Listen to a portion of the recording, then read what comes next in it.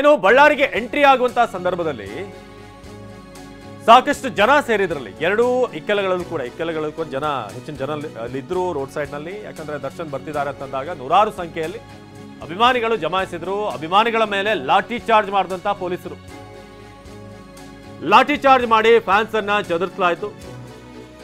ರಸ್ತೆಯ ಎರಡೂ ಕಡೆ ಕೂಡ ಅಭಿಮಾನಿಗಳು ಸೇರಿದ್ರು. ನಂತರ ಅವ್ರನ್ನ ಅಲ್ಲಿಂದ ನೋಡಿ ಲಾಠಿ ಬೀಸಿ ಅಲ್ಲಿಂದ ಕಳಿಸ್ಬೇಕಾಯ್ತು.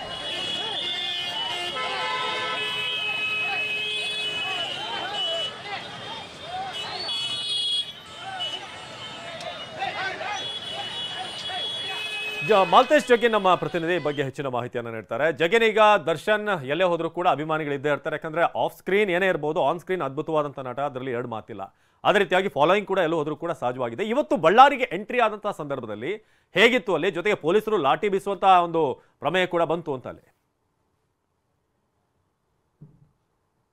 ಅವಿನಾಶ್, ಖಂಡಿತ ಏನು ನೀವು ಹೇಳಿದ ಹಾಗೆ ದರ್ಶನ್ ಅವರ ಸಿನಿಮಾಗಳನ್ನು ನೋಡಿರ್ತಕ್ಕಂಥ ಅಭಿಮಾನಿಗಳು ಅವ್ರನ್ನ ಎಲ್ಲೇ ಹೋದ್ರೂ ಕೂಡ ಆರಾಧಿಸ್ತಾರೆ. ಬಟ್ ಸದ್ಯಕ್ಕೆ ನಡೆದಿರ್ತಕ್ಕಂಥ ಪ್ರಕರಣವನ್ನು ಪಕ್ಕಕ್ಕಿಟ್ಟು ಕೂಡ ದರ್ಶನ್ ಅವರು ಬಳ್ಳಾರಿಗೆ ಎಂಟ್ರ್ ಆಗ್ತಾ ಇದ್ದಾರೆ ಅಂತ ತಕ್ಷಣ ಎಲ್ಲ ಬದಿಗಳಲ್ಲೂ, ರಸ್ತೆ ಎಲ್ಲ ಬದಿಗಳಲ್ಲೂ ಮಕ್ಕಳಾಗಿರ್ಬೋದು, ವೃದ್ಧರಾಗಿರ್ಬೋದು, ಹಾಗೆ ಏನು ಅಂತಂದ್ರೆ ಇಲ್ಲಿನ ಜನರಾಗಿರ್ಬೋದು, ಅವ್ರದೇ ಆಗಿರ್ತಕ್ಕಂಥ ಅಭಿಮಾನಿ ವರ್ಗ ಆಗಿರ್ಬೋದು, ಸಹಜವಾಗಿ ಜೈಲಿನ ಮುಂಭಾಗಕ್ಕೆ ಆಗಮಿಸಿತ್ತು. ಆ ಒಂದು ಜನರ ದಟ್ಟಣೆ ಏನಿತ್ತು, ಅಭಿಮಾನಿಗಳ ಸಂಖ್ಯೆ ಏನಿತ್ತು, ಅದನ್ನು ನಿಯಂತ್ರಿಸುವಲ್ಲಿ ಪೊಲೀಸರು ಖಂಡಿತವಾಗಿ ಹರಸಾಹಸವನ್ನು ಮಾಡುವಂಥ ಸನ್ನಿವೇಶ ನಿರ್ಮಾಣ ಆಗಿತ್ತು. ಅದೆಲ್ಲದರ ಜೊತೆಗೆ ಏನಂತಂದ್ರೆ ಅಲ್ಲಿ ಒಂದಿಷ್ಟು ನೂಕುನುಗ್ಲಾಗಿರ್ತಕ್ಕಂಥದ್ದು ಮತ್ತೆ ಒಂದಿಷ್ಟು ಲಾಠಿ ಬೀಸುವಂತ ಪ್ರಯತ್ನ ಕೂಡ ಆಯಿತು. ಅದೆಲ್ಲದರ ಜೊತೆಗೆ ಪ್ರಮುಖವಾಗಿ ಈಗ ಹೇಳುವಂತ ವಿಚಾರ ಏನಂತಂದ್ರೆ ದರ್ಶನ್ ಅವ್ರನ್ನ ಬೆಳಗ್ಗೆ ಫಸ್ಟ್ ಕರೆದುಕೊಂಡು ಬಂದಿರತಕ್ಕಂತಹ ವಾಹನ ಏನಿತ್ತು ಅದು ಇಲ್ಲಿರುವಂತದ್ದು. TV9 ಮೊದಲು ಈ ಒಂದು ವಾಹನದಲ್ಲಿ ದರ್ಶನ್ ಅವ್ರನ್ನ ಕರೆ ತರ್ತಾ ಇರುವಂತದ್ದು ಅನ್ನುವಂಥದ್ದನ್ನ ಬ್ರೇಕ್ ಮಾಡಿರ್ತಕ್ಕಂಥದ್ದು KA02 G3717 ಈ ಒಂದು ವಾಹನದಲ್ಲಿ ಮೊದಲು ಪರಪನಗ್ರಹದಿಂದ ದರ್ಶನ್ ಅವ್ರನ್ನ ಇಲ್ಲಿ ಏನೋ ಕರೆದುಕೊಂಡು ಬರಲಾಗಿತ್ತು. ನಂತರ ಚಿಕ್ಕಬಳ್ಳಾಪುರದ ಬಳಿ TT ವಾಹನಕ್ಕೆ ಶಿಫ್ಟ್ ಮಾಡಿ ಅವ್ರನ್ನ ಕರೆ ತರೆದುಕೊಂಡು ಬಂದಿರತಕ್ಕಂಥದ್ದು. ಸೊ ಈ ಒಂದು ಸಂದರ್ಭದಲ್ಲಿ ಜೈಲಿನ ಆವರಣವನ್ನ ತಲುಪ್ತಾ ಇರ್ತಕ್ಕಂಥ ವಾಹನಗಳು ಸಹಜವಾಗಿ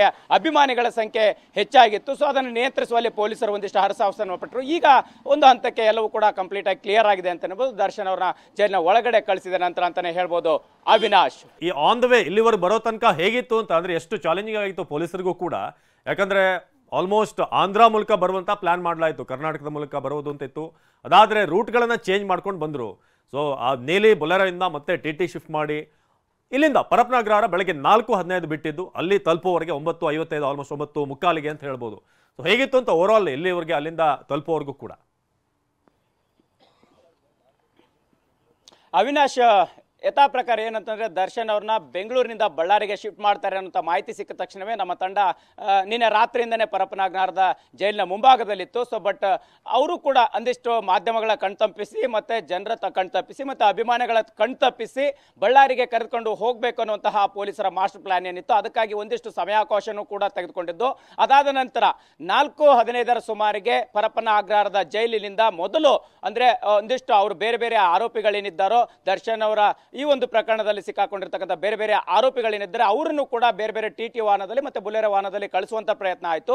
ಅಲ್ಲಿ ಸಹಜವಾಗಿ ಒಂದಿಷ್ಟು ಅಂದ್ರೆ ದರ್ಶನ್ ಅವರು ಇದೇ ವಾಹನದಲ್ಲಿ ಇರ್ಬೋದು ಅನ್ನೋಂಥ ಕುತೂಹಲದಲ್ಲಿ ನಮ್ಮನ್ನು ಕೂಡ ಒಂದಿಷ್ಟು ದಾರಿ ತಪ್ಪಿಸುವಂತ ಪ್ರಯತ್ನಗಳು ಕೂಡ ಅಲ್ಲಾಯಿತು. ಅದಾದ ನಂತರ TV9 ಬುಲೆರೋ ವಾಹನವನ್ನು ಬೆನ್ನತ್ತಿದಾಗ ಅಲ್ಲಿ ದರ್ಶನ್ ಅವರು ಇರುವಂತಹ ಮಾಹಿತಿ ಲಭ್ಯ ಆಯಿತು. ಅದಾದ ನಂತರ ಯಥಾ ಪ್ರಕಾರ ಇನ್ನು ಬರುವಂತ ಮಾರ್ಗ ಮೊದಲ ಒಂದು ಸೂಚನೆ ಏನಿತ್ತು ತುಮಕೂರು ಮಾರ್ಗವಾಗಿ ಹಿರಿಯೂರು ಬಳಿಯಾಗಿ ಹಾಗೆ ಶಿರಾದ ಬಳಿ ಬಂದು ಅದಾದ ನಂತರ ಏನು ಇಲ್ಲಿ ಬಳ್ಳಾರಿಗೆ ಬರುವಂತಹ ಮಾರ್ಗ ಏನಿತ್ತು ಆ ಮಾರ್ಗವನ್ನ ಪೊಲೀಸರು ಬದಲಾಯಿಸಿರ್ತಕ್ಕಂಥದ್ದು. ಸಹಜವಾಗಿ ಅಂದ್ರೆ ಈ ಮಾರ್ಗವಾಗಿ ಬಂದಾಗ ಯಥಾ ಪ್ರಕಾರ ಅಭಿಮಾನಿಗಳು ನಾವು ಬರುವಂತ ಸಂದರ್ಭದಲ್ಲೂ ಕೂಡ ಅವ್ರು ಬರ್ತಾ ಇಲ್ಲ ಅಂದ್ರೂ ಕೂಡ ಒಂದಿಷ್ಟು ಅಭಿಮಾನಿಗಳು ಕಾಯುವಂತಹ ಸಂದರ್ಭಗಳು ಅಲ್ಲಿ ಕಂಡು ಬಂತು.